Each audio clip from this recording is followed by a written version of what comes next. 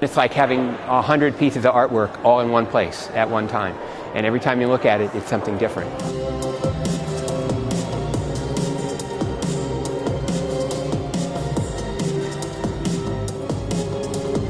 In essence, Leo Villarreal is using the tools of the 21st century. He's using computers and LED lights and incandescent lights and things like that to create the effect that in the past might have been done through painting or bronze sculpture or something.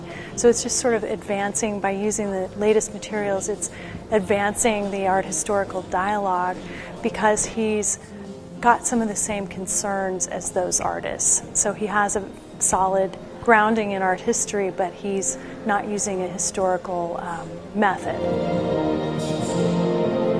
It's interesting because light creates shadows, so you have like these two forces kind of that are interacting.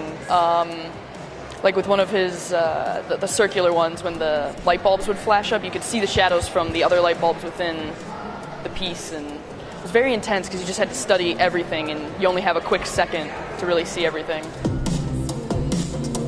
Some of it's very challenging and some of it's extremely rewarding. The challenging part is that I'm used to looking at a painting, which is a real static object, and then you can take your time looking at it.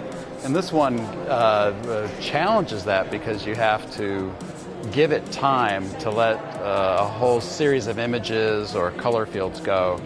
Being someone who's used to looking at paintings, you're looking for images.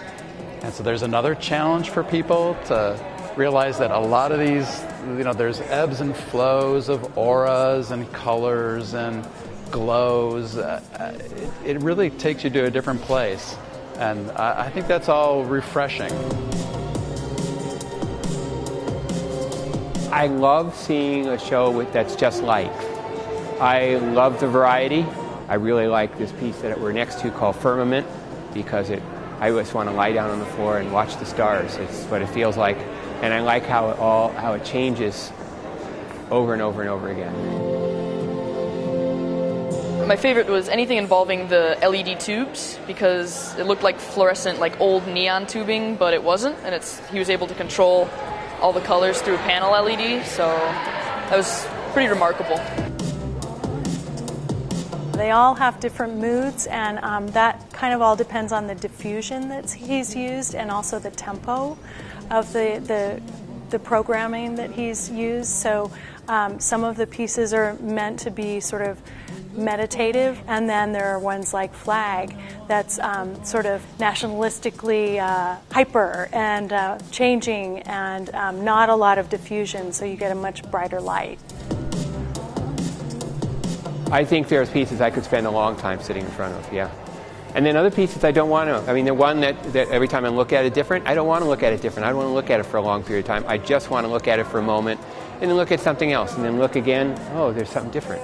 Because the pace of it is so nice.